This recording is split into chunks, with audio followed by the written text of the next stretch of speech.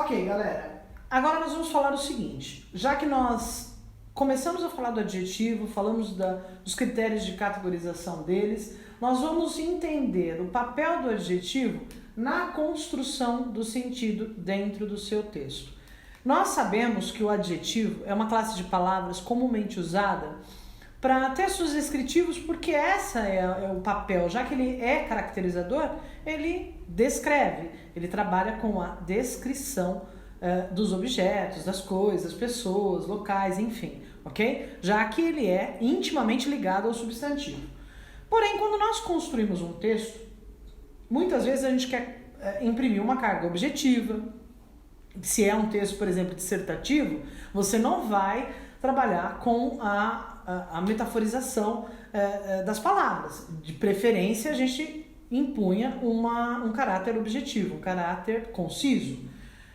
Se você for escrever um texto que não é dissertativo, que não seja dissertativo, por exemplo, uma crônica, ou até mesmo um artigo de opinião que tem mais um caráter subjetivo, o papel do adjetivo ele pode ser flexível. Então nós vamos estudar o adjetivo em relação à construção do sentido, ok? Vamos lá então. Olha só, nessas duas primeiras frases eu só fiz uma alteração no posicionamento dessas duas aqui, tá? Não estou falando da primeira, tá? No posicionamento das duas palavras. Reparem que jovem vem antes de esportista e aqui acontece o contrário. Repare que o sentido não é o mesmo. Um jovem esportista abandonou a carreira por causa dos estudos. No caso aqui, a palavra jovem ela é caracterizada como um substantivo. Na verdade, ela é classificada como um substantivo, ok? A palavra esportista está caracterizando o jovem. Na situação de baixo, nós temos o contrário. A palavra esportista ganha aí a classificação como substantivo e a palavra jovem está caracterizando a palavra esportista. Então, esportista na primeira frase vai ser classificada como adjetivo. Na segunda, a palavra jovem, que está caracterizando o esportista, é que vai ser o adjetivo. Então, você repara que o posicionamento do adjetivo em relação ao substantivo, que na língua portuguesa, o habitual é sempre na sequência de substantivo, né? Por exemplo, se a gente for comparar a língua portuguesa com a língua inglesa, o inglês, o posicionamento do adjetivo é sempre antes do substantivo. Beautiful girl, né? No caso aqui, da língua portuguesa, o posicionamento do adjetivo comumente é sempre depois do substantivo. Mas tome muito cuidado, porque ao inverter você pode alterar o sentido. Tá? Na primeira frase, o que eu quero dizer para você a respeito dela é que nós temos aqui um adjetivo associado a um substantivo e esse adjetivo, obviamente, que ele tem um valor semântico extremamente negativo. E lógico, quando você escreve uma frase como essa, aquele governo ditatorial acabou com a nação, nós temos aí uma impressão que é tua, é subjetiva, né? É uma frase comunista, se a gente for parar para pensar. Essa é a ideia, é para mostrar que o juízo de valor, que o seu pensamento em relação a determinada coisa vai ser expresso pela palavra que você escolher, no caso, o adjetivo que você escolher para caracterizar esse substantivo. Tudo bem? Então, voltamos um pouquinho para falar no seguinte, que o adjetivo, ele tem o peso, né, do significado que você vai querer agregar àquela palavra. Então, a gente tem que saber escolher muito bem esse adjetivo. Bom, nesse conjunto, né, nessas duas frases que eu coloquei na sequência, nós vamos ter a mesma ocorrência, a inversão das palavras, moradia simples, simples moradia. Mas aqui, galera, o que acontece? Não há uma mudança de classificação de palavras. Se a gente reparar, moradia é o substantivo, ok? Está sendo caracterizada pela palavra simples, que é um adjetivo. O valor de sentido dela é diferente em relação à segunda. Uma simples moradia. Quer dizer, não é uma moradia tão requintada. E aqui já está dizendo uma moradia simples, ok? Tem uma mudança de sentido entre as duas. Então aqui o que ocorre é a mudança do posicionamento que tem sim uma alteração de sentido, tá? Isso vocês precisam também tomar o máximo de cuidado. Então aqui, o simples é um adjetivo e moradia continua sendo um substantivo. O Machado de Assis, que é a máxima da nossa literatura, ele escreveu um livro mega conhecido e sensacional, intitulado Memórias Póstumas de Brás Cubas. E nessas memórias póstumas de Brás Cubas, ele se intitula, não sei se eu sou um defunto autor, né? Na verdade é um defunto autor ou autor defunto. Na verdade, quando ele usa esse jogo de palavras, né? Defunto autor, é uma pessoa que morreu e depois da morte se transformou em autor. Entendeu? Defunto é o substantivo, autor é o adjetivo. E o contrário, autor defunto é uma pessoa que antes de morrer já era um autor e se transformou num defunto. Então é a mesma coisa, né? Tem que tomar o máximo de cuidado, porque quando ocorre a mudança de posicionamento e a mudança de classificação, o sentido é totalmente diferente. Aqui nós temos a valoração desse adjetivo que carrega ao substantivo, mediante a posição que ele ocupa, um outro valor, ou atenuante, ou um pouco mais expressivo, ok? Nessas duas últimas frases, o que eu quis mostrar para vocês é também a questão do posicionamento e mostrando que se eu colocar a frase dessa forma, nesta estrada longa da vida, vou correndo e não posso parar, eu tenho uma informação bem objetiva. Não sei se vocês conhecem, mas essa daqui é uma música. É uma música, é um sertanejo raiz, né? Moda de viola. Nesta longa estrada da vida, vou correndo e não posso parar.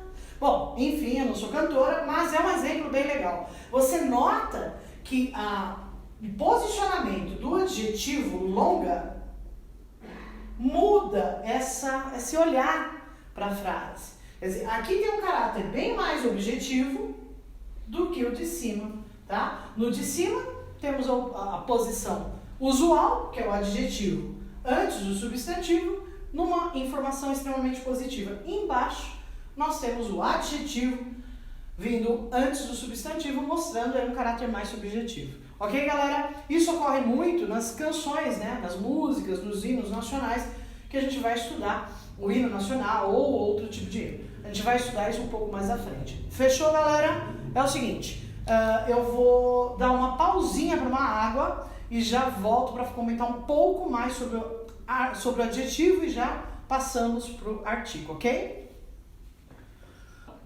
Ok, galera, agora a gente vai falar um pouquinho sobre o grau dos adjetivos. Só vou relembrar como que funcionou, no caso, nas aulas anteriores, a respeito do grau dos substantivos. Eu disse para vocês que no caso do grau do substantivo, não se constitui uma flexão. Por quê? Olha só, substantivo casa, ele tem um significado no dicionário, ok? Quando você trabalha flexão, por exemplo, se você for procurar no dicionário a palavra crasas, você não vai encontrar. Por quê? O plural é uma flexão. Agora, a palavra casinhola e a palavra casarão, você vai encontrar. Por quê?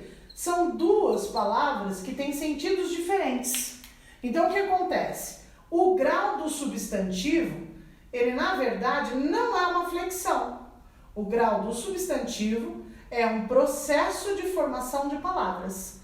Por quê? Porque você vai agregar ao radical morfemas que são chamados de sufixos, tá? Por isso que nós falamos que o grau dos substantivos não é uma flexão, e sim um processo de formação de palavras, ok? Só pra gente relembrar. Peraí um pouquinho, só pra arrumar aqui, não tá rolando. Agora nós vamos falar do grau do adjetivo e nós sempre vamos pensar o seguinte, o adjetivo, ele vai trabalhar sempre com a ideia de características. E para a gente falar em grau, a gente vai comparar essas características entre um elemento e outro, ou nós vamos intensificar essa característica.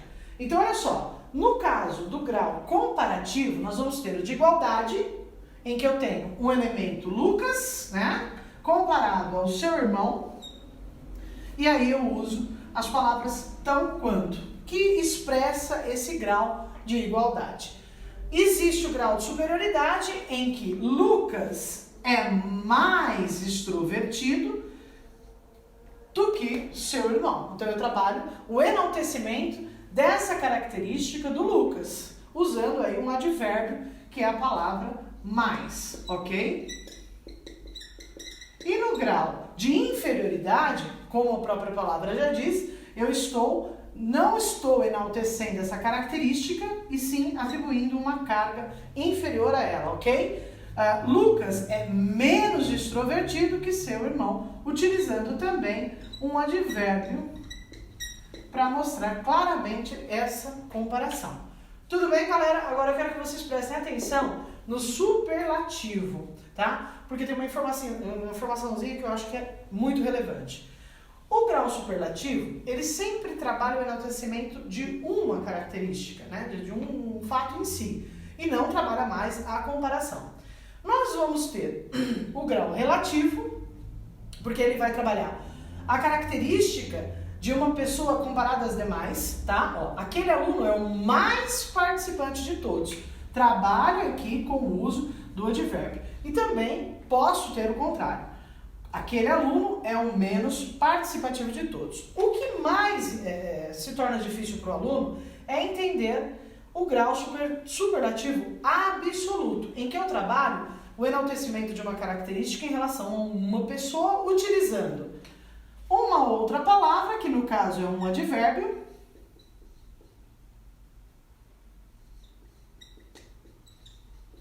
e nesse caso eu vou chamar esse superlativo absoluto de analítico, em que eu faço uso de um advérbio para intensificar esse adjetivo que é o educada, ok? Então eu utilizo um advérbio para fazer essa caracterização. Por isso que nós vamos chamar de grau superlativo absoluto analítico, beleza? Coloquem aí, analítico, em que você faz uso de um advérbio. No de baixo, repare que eu não tenho mais a presença do advérbio, mas tenho agregado ao radical do adjetivo um sufixo. Então, nesse caso, substituí o advérbio por um sufixo para intensificar essa característica da garota, ok? E nesse caso eu vou chamar de grau superlativo absoluto sintético, beleza? Agregando um sufixo. Aí eu faço uma pausa para dizer o seguinte: se eu quiser, por exemplo, usar o grau superlativo relativo no caso do adjetivo amargo, como que eu usaria? Finalizando, eu coloquei na lousa para vocês uma frase do Machado de Assis, constante na obra Dom Casmurro. É uma fala de um personagem chamado José Dias, um personagem icônico dentro da obra, e essa frase possui aí um adjetivo colocado no seu grau, que nós chamamos de grau absoluto, porque ele enaltece uma característica. A palavra amaríssimo. A palavra amaríssimo, ela vem da palavra amargo, né? E não da palavra amar, como muitos podem confundir. Então, é o adjetivo amargo. Se eu pensar no grau absoluto, o grau, né, superlativo, absoluto, analítico, eu acrescento um advérbio para modificar o adjetivo. Então, vou ter um dever muito amargo. O que eu fiz? Eu utilizei o advérbio para intensificar o adjetivo amargo. Agora, eu poderia utilizar também o superlativo absoluto sintético. E o que significa que eu posso utilizar um sufixo, ok? Já que o sintético trabalha com a ideia de agregar um sufixo ao adjetivo, beleza? Então, eu poderia colocar um dever amarguíssimo. Aí você vai falar assim pra mim, professora, mas lá em cima está amaríssimo e aqui embaixo você colocou amarguíssimo. Acontece o seguinte, nós temos essa forma que é muito comum, e pertence à norma culta, é de acordo com a norma culta. Eu acrescentei aqui um sufixo e indicou essa superioridade, esse grau de ênfase para o adjetivo. Só que como se trata de uma personagem que gosta de enaltecer a si mesmo, que é uma personagem que gosta de mostrar uma erudição que ele não tem, ele utilizou um adjetivo que nós conhecemos como um adjetivo erudito. Por que erudito? Porque ele pertence à norma culta, mas ele é de grande erudição, né? Um grau extremamente formal. Por exemplo, quando nós temos a pretensão de dizer que uma pessoa é muito magra, né? Aquela pessoa é muito magra, eu estou usando o analítico. Grau, o superlativo absoluto analítico. Quando eu quero dizer que essa pessoa é muito magra, mas usando superlativo absoluto sintético, o que eu digo? Essa pessoa é muito, ela é magríssima, não é isso? Mas tem o superlativo absoluto sintético erudito, que é o magérrima. Né? Então, são coisas que a gente precisa consultar no dicionário muitas vezes, porque a gente não conhece, porque não é usual, tá? Mas existe sim. No caso, o erudito, e existe aquele que a norma culta aceita, que é comumente usado, que é o amarguíssimo.